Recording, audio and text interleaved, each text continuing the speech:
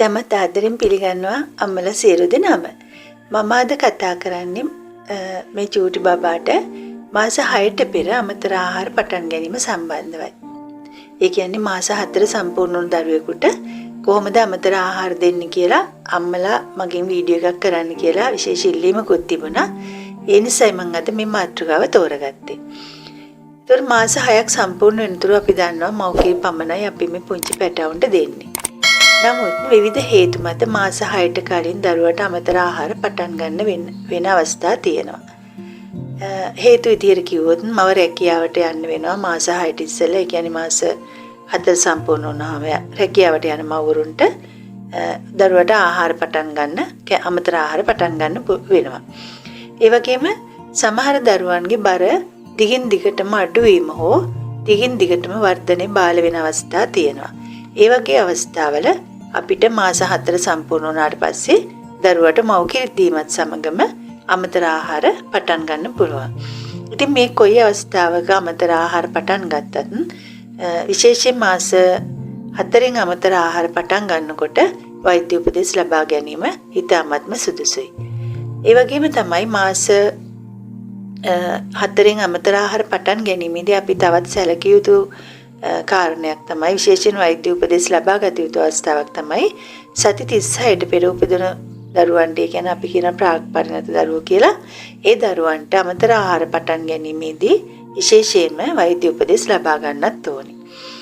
එතකොට අපි බලමු මාස 4, කියන්නේ මාස 4 සම්පූර්ණ වුණා කියන්නේ මාස 4 සම්පූර්ණ වෙලා තව සතියක්වත්. ඒ කියන්නේ දරුවට සති 17ක්වත් වෙන්න ඕනි මේ මාස 4න් අමතර ආහාර පටන් ගන්න නම්. එතකොට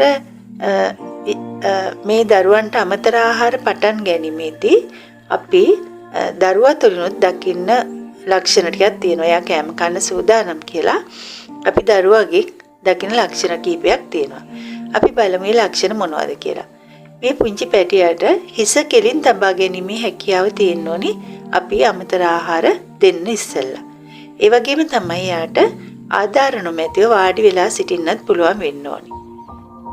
බබා අතර ගත්ත දෙයක් එයාට කටට දමා ගැනීමේ හැකියාව, එහෙම නැත්නම් අතේ තියෙන දෙයක් කටට ගැනීමේ හැකියාවත් දරුවගේ තුලින් අපි දකින්න ඕනි අමතර ආහාර පටන් ගන්න ඉස්සෙල්ලා.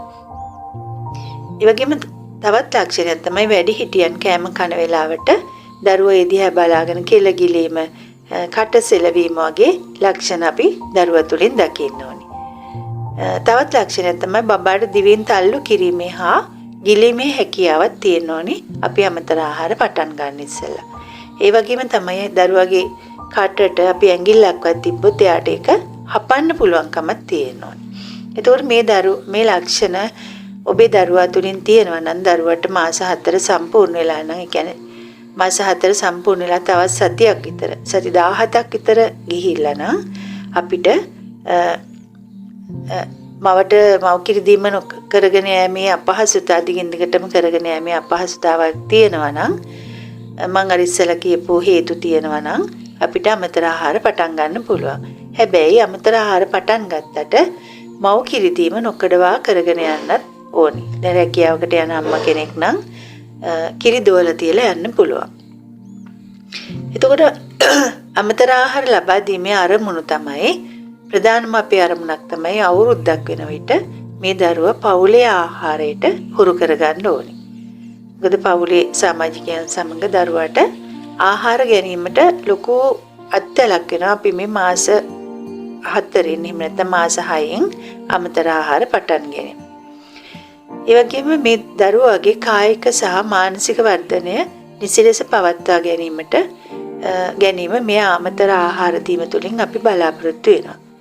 තවත් එකක් තමයි අසත්මිකතා හඳුනා ගැනීම හා අසත්මිකතා ඇතිවීම අවම කිරීම. දරුවට විවිධ කෑම වර්ග තෝරා බේරා ගැනීමකින් තොරව ලබා දීමෙන් පසු කාලීනව අසත්මිකතා ඇතිවීම අපිට අවම කරගන්න පුළුවන්. හැබැයි කෑම හඳුන්වලා දීමේදී එක් දිනකට එක් අලුත් ආහාරය බැගින් තමයි අපි හඳුන්වලා දෙන්නේ. ඒ වගේම තමයි සමාජීය සංවර්ධනය. පවුලේ අය සමග එක්ව කෑම ගැනීමේ හැකියාව අපි වර්ධනය කරගන්නවා මේ අමතර ආහාර දීම තුලින්. අපි දැන් බලමු දරුවාට දිය යුතු අමතර ආහාර වේල් ගණන කීයද කියලා. එතකොට අපි ප්‍රධාන වශයෙන් ප්‍රධාන ආහාර වේල් 3ක් දෙන අතර ඒ අතරට අපි තවත් සුළු ආහාර වේල් 2ක් දෙන්න පුළුවන්. ඒ වගේම මව් කිරි දීම නොකඩවා කරගෙන යන්නත් ඕනේ. දරුවාට අමතර ආහාර හඳුන්වා දීමේදී බත් තලපය, ඒ කියන්නේ කැකුළු බත් නැඹිලි හොඳින් මත් ගාලා හැඳි 3-4ක් පළවෙනි දවසේ උදේ කාලේ කවන්න පුළුවන්. අවශ්‍ය නම් දරුවට අමතර ආහාර හඳුන්ලා දීමේදී එහෙම නැත්නම් මේ බේරි බත් එක මත් ගාලා කැවීමේදී හොඳින් මත් ගාගත් බත් තලපයට මව් කිරි ටිකක් මිශ්‍ර කරලා දෙන්න පුළුවන්. මොකද දරුවා කිරි රස හොඳින් හඳුනන නිසා. ඒ වගේම මේ කෑම කැවුවට පස්සේ අපි දරුවට වතුර ටිකක් පොවන්නත් ඕනි. අමතර ආහාර හඳුන්ලා දුන් පළවෙනි දවසේම මේ ප්‍රධාන ආහාර වේල් 3යි අමතර සුළු ආහාර වේල් 2යි ඒ වගේ යන්න අවශ්‍ය නැහැ. අපිට එදා දවසට ඒ ටික විතරක් ප්‍රමාණවත් වෙන්න පුළුවන්. ඒ වගේම මව් කිරි දීම නොකඩවා කරගෙන යන්න පුළුවන්. මත් ගාපු බත් එක අපි හඳුන්ලා දුන් දවසේ අපිට දවසේ හවසට ගස් ලැබු, අලිපේර, කෙසෙල්, කෙඳි රහිත අඹ, ඉදුණු අඹ කොටසක් අරගෙන එක හොඳට ක්‍රීම් එකක් වගේ පොඩි කරලා හැඳි කීපයක් කවන්න පුළුවන්. ඒ වගේම මව් කිරි දීම නොකඩවා කරගෙන යන්නත් ඕනි.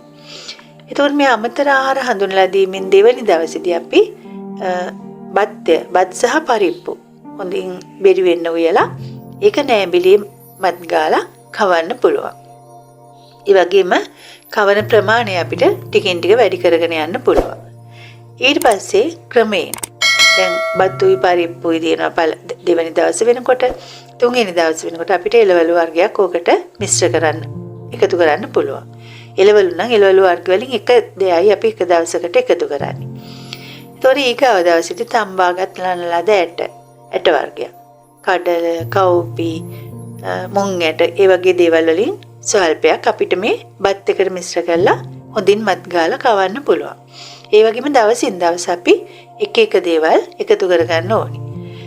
සතියක් විතර යනකොට මේ බබාගේ බත් තලපේ සඳහා බත් තියෙනවා, පරිප්පු තියෙනවා, එළවලු වර්ගයක් තියෙනවා, ඇට වර්ගයක් තියෙනවා, පලා වර්ගයක් තියෙනවා. එතකොට බැදලා කුඩු කරගත්ත හාල් මැස්ස කුඩු අපිට එකතු කරන්න පුළුවන්.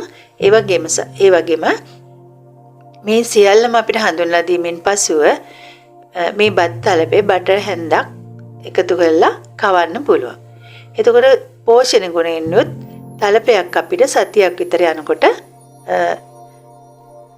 පිළියෙල කරගන්න පුළුවන්. දරුවාගේ අවශ්‍යතාවය අනුව ප්‍රමාණය සහ වේල් ගණන වැඩි කරගන්නත් ඕනි. මව් කිරි දීම නොකඩවා කරගෙන යන්න ඕනි.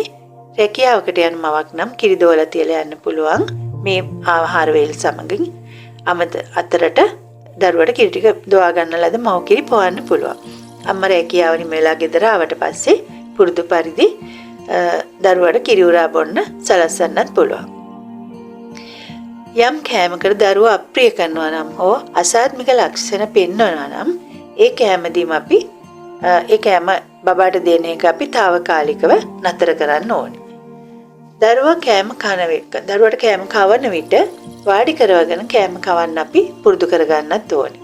එතකොට මේ කෑම එක ගැන අවධානය තියෙන්න ඕනි, බබාට ඒ ගැන කියන්න ඕනි, පෙන්වන්න ඕනි.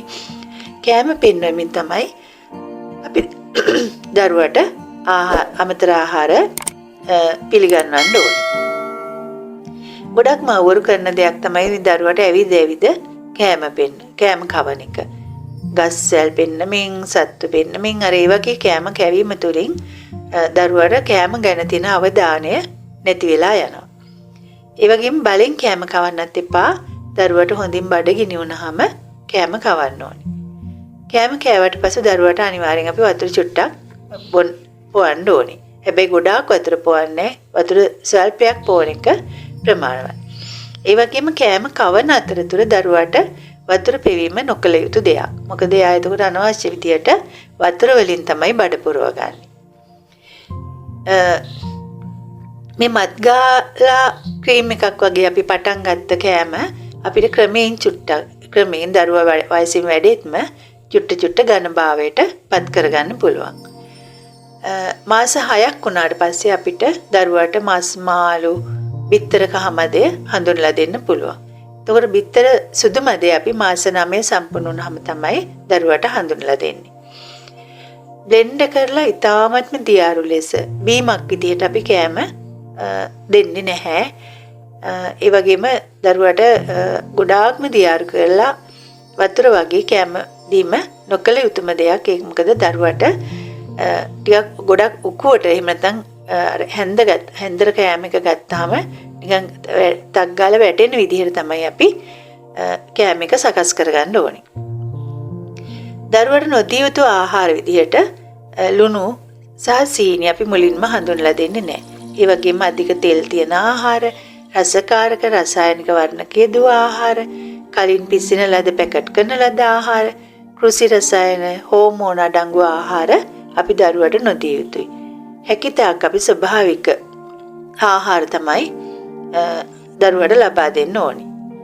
දරුවාගේ කෑම පිසිනතු භාජන, කෑම කවන භාජන පොඩින් සබන් දාලා හොදලා උණු වතුරින් හොදලා පියන සහිත භාජනයක දමා පිරිසිදුව වියලිව අසුරා තබන්න ඕනේ. කෑම සූදානම් කිරීමට පෙර හා කෑම කැවීමේදී සබන් දමා හොඳින් මවගේ සෝදා ගන්න ඕනේ. ඒ වගේම මැස්සන්ගෙන් සහ කෘමීන්ගෙන් මේ දරුවාගේ ආහාරය ආරක්ෂා කරන්නත් ඕනේ.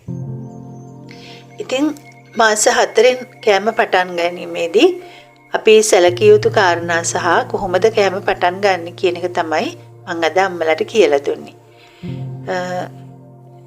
මේ ගැන වැඩි විස්තර ඔබේ බබාගේ සෞඛ්‍ය වර්ධන සටහන් පොතේ තියෙනවා. එතකොට ඒකත් හොඳින් කියවලා බලන්න. දරුවට මාස 4න් කෑම පටන් ගැනීමේදී ඒ පිළිවෙලම ඔබට අනුගමනය කරන්න පුළුවන්. ඉතින් මං හිතනවා ඔබට මේ දේවල් වැදගත් වුණා කියලා. අපි නැවතත් මේ වගේ වීඩියෝකින් හමු වෙමු. ආයුබෝවන්.